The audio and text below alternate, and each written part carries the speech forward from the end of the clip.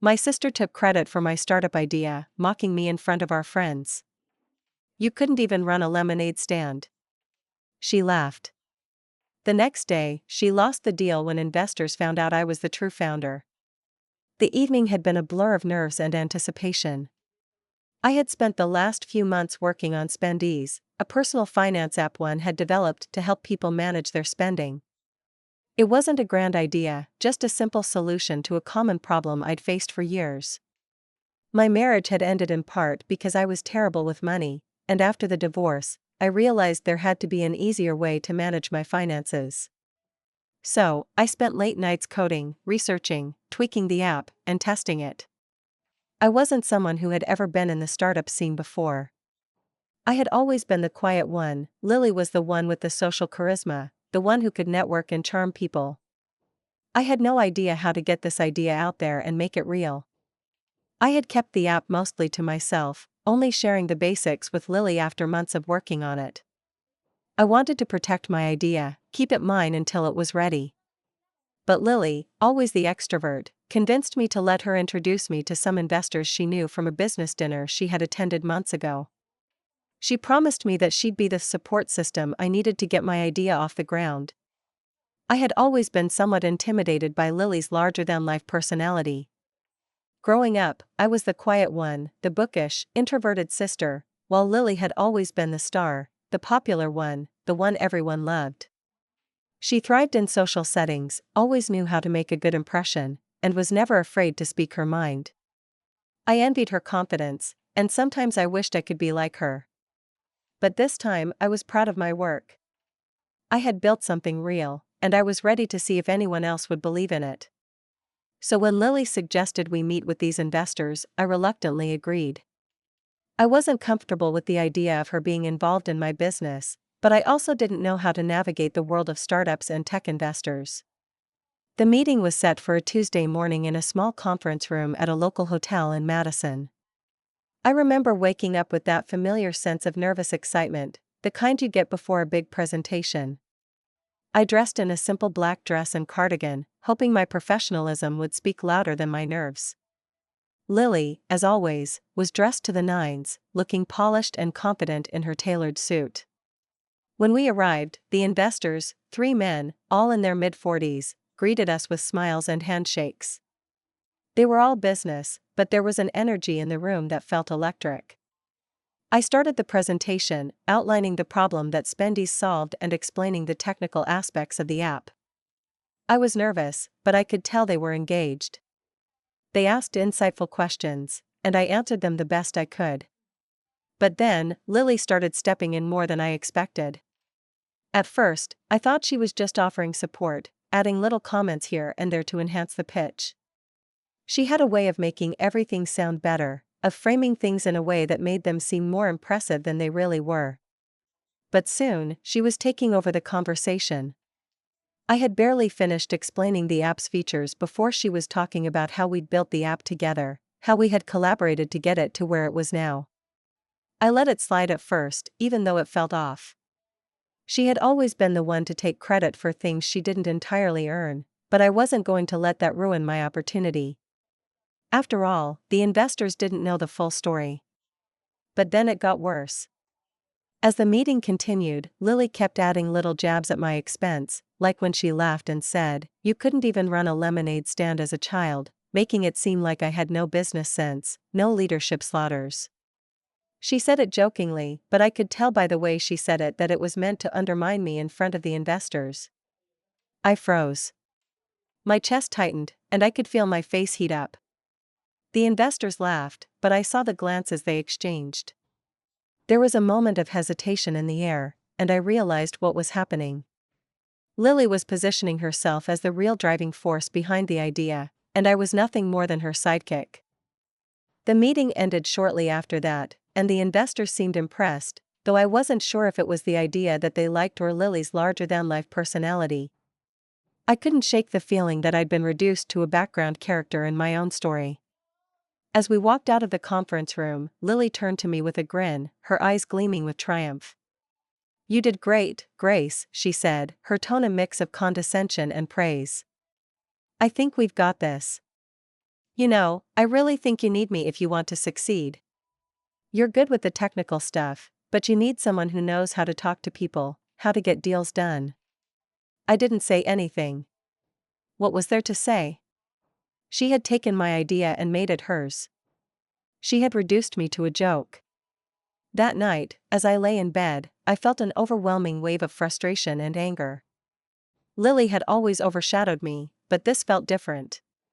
She had crossed a line, taken something that was mine, and twisted it to suit her narrative. She wasn't just stealing my thunder, she was stealing my future. I didn't know what to do. I had worked so hard to build Spendies. I had spent countless hours coding, testing, and refining it. I had poured everything into this project, and now my sister was claiming it as her own. I didn't even know if the investors would back the app anymore, especially after Lily had so openly manipulated the situation. But then, the next morning, I got a phone call that changed everything. It was one of the investors from the meeting. Her voice was calm but serious. "Grace," she began, "we've been doing some due diligence on the project, and we've realized something." I listened intently, my heart pounding in my chest. "We appreciate the idea, but we've also discovered some discrepancies in the story you and your sister told us yesterday. We have reason to believe that you are the actual founder of Spendies, not your sister." I was stunned. I didn't know how they had figured it out, but they had. And now, the situation has shifted completely. "I'm sorry, Grace," the investor continued. "But we cannot move forward with your sister involved in this project. We need transparency, and right now, it seems like your sister may have misrepresented her role in the company. We're going to withdraw our interest unless we can get clarity." I didn't know what to say. My mind was racing.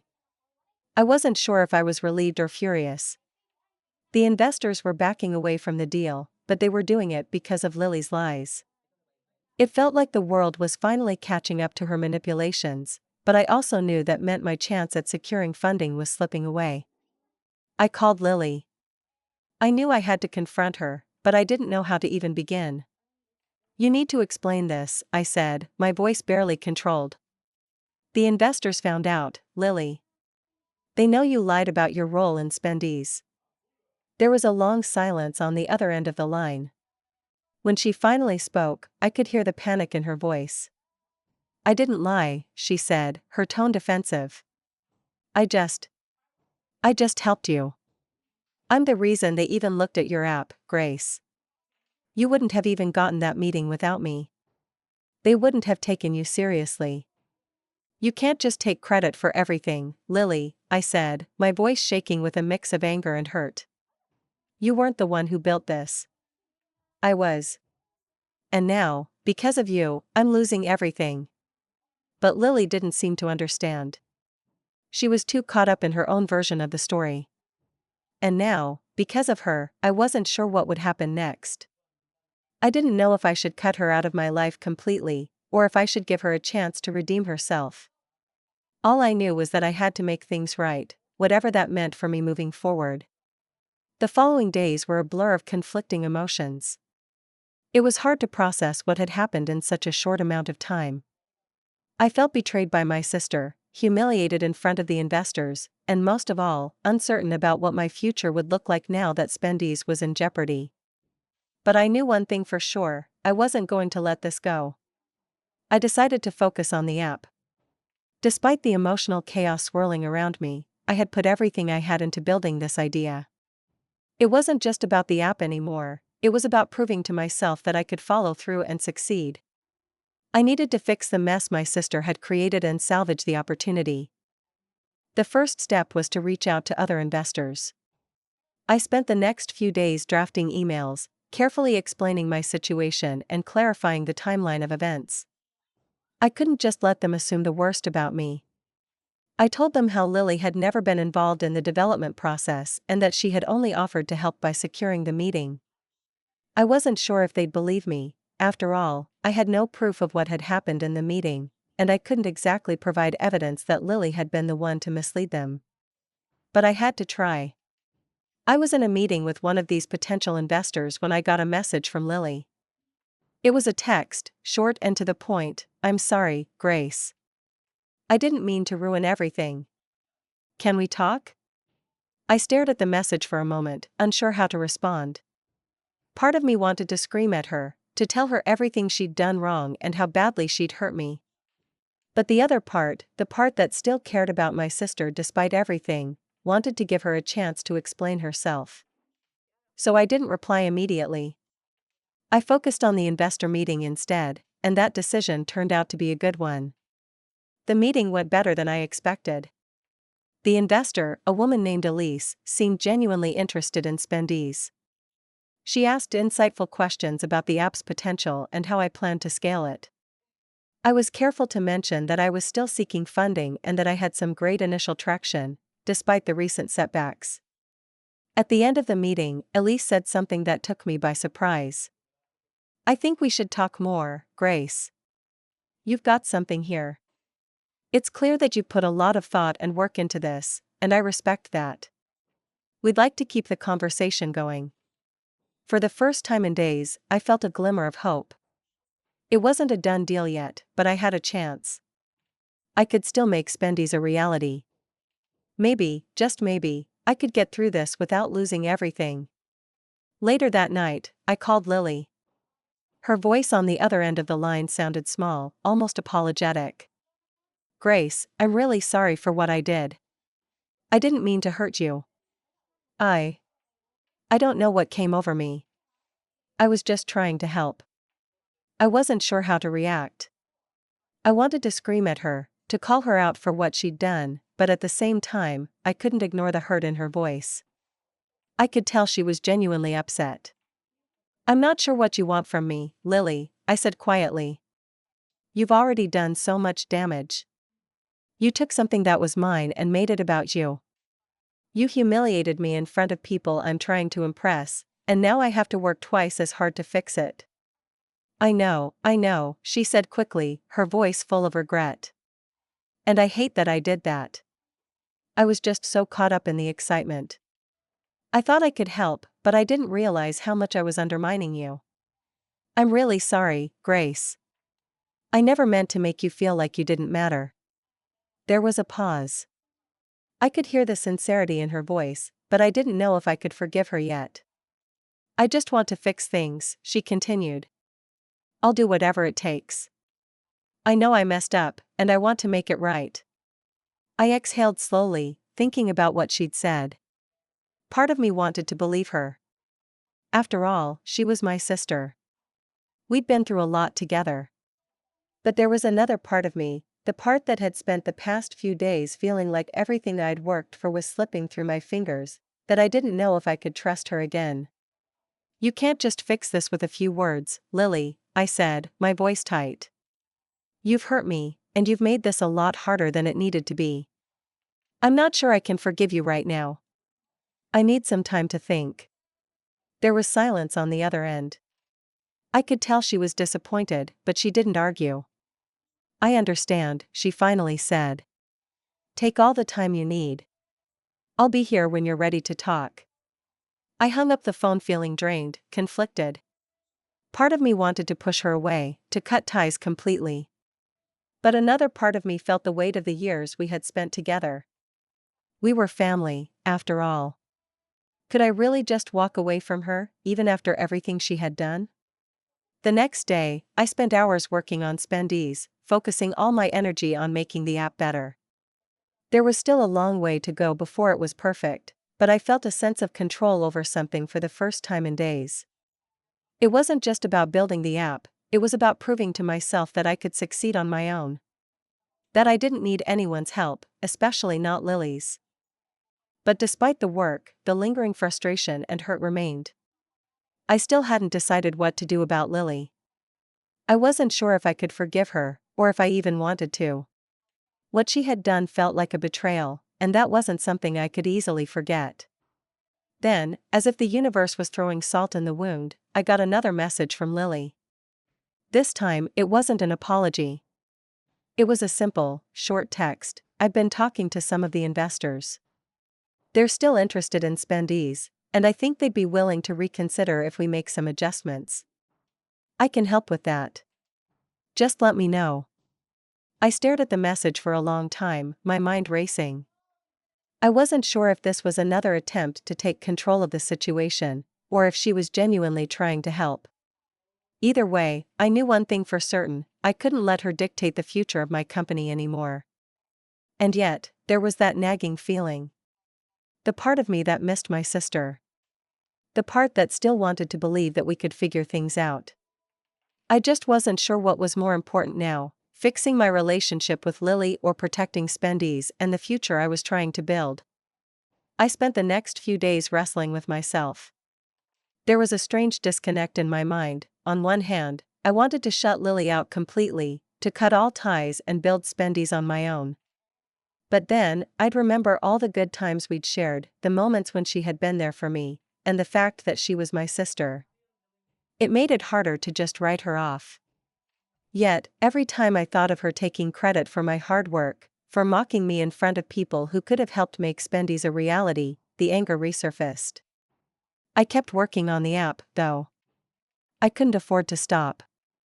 I coded late into the night, tweaking the features, refining the user experience.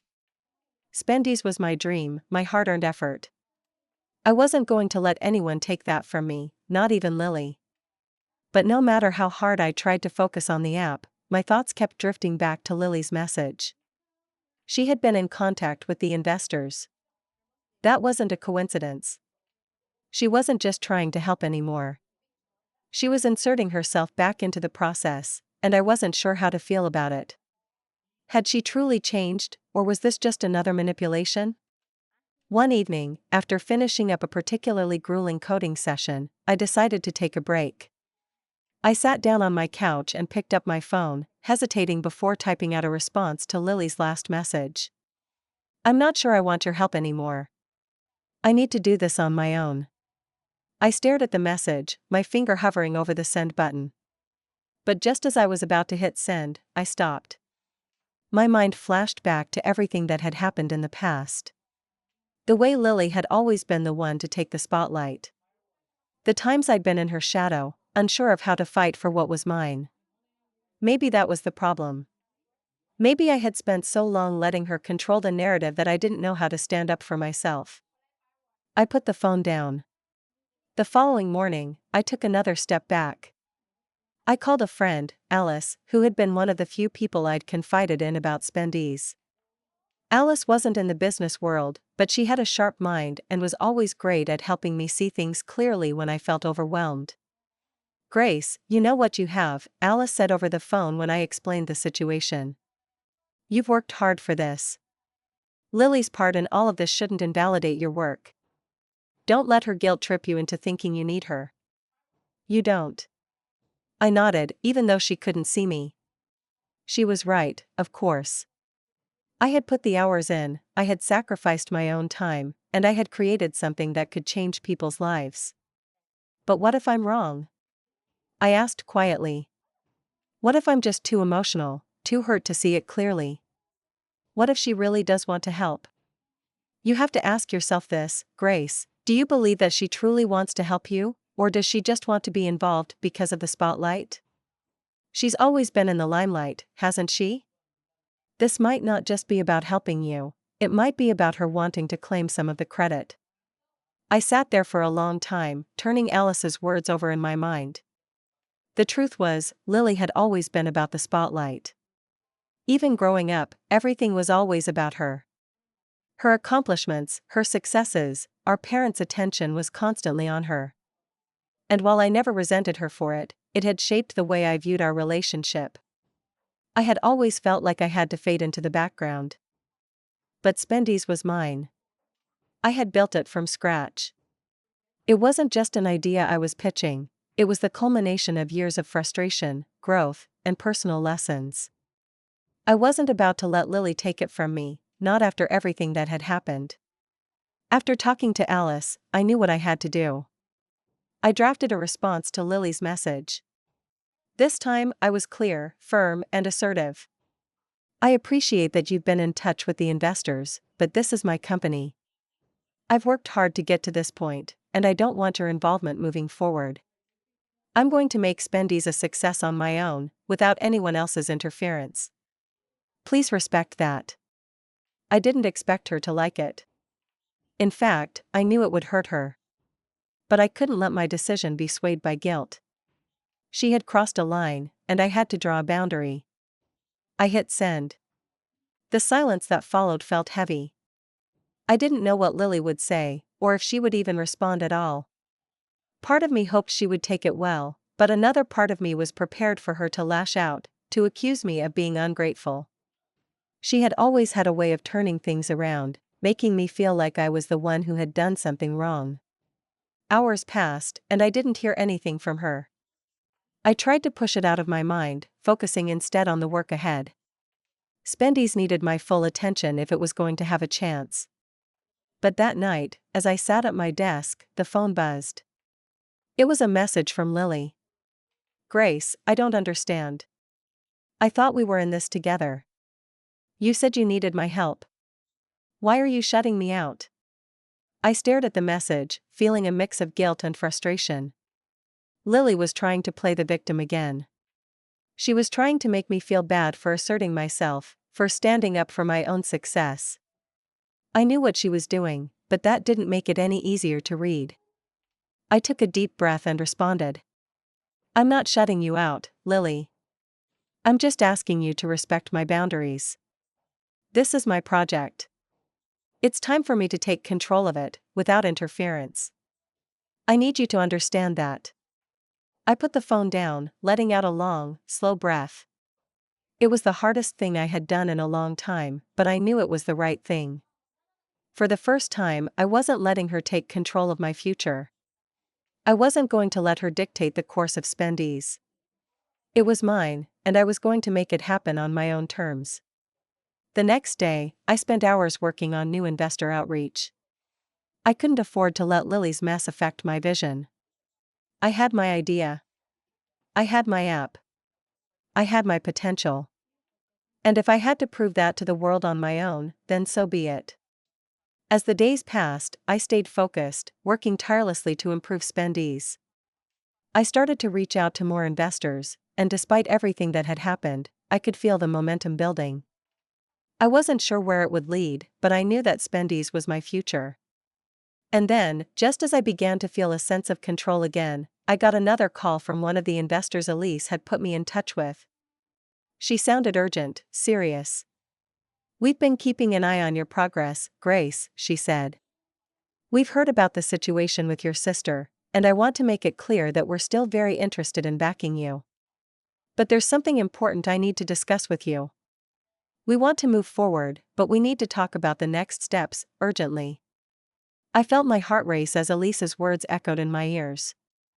There was no denying the significance of this moment. I had worked so hard, endured so much, and now I had a chance to finally make Spendy's a reality, without Lily, without anyone taking credit for my efforts. But the path ahead wasn't going to be simple. It was the moment I had been waiting for, yet I had to make sure I didn't fumble it. Grace? Elise's voice brought me back to reality. Are you still there? Sorry, yes, I said, trying to regain my composure. I'm here. What's going on? What do you need to discuss? I've been doing some more research, Elise continued, her voice steady but serious, and I understand there's been a bit of a misunderstanding about your sister's involvement. We've talked to a few other investors who are also interested in Spendy's, but we want to make sure that everything is transparent. We need to know where you stand, and we need to know what happened with your sister.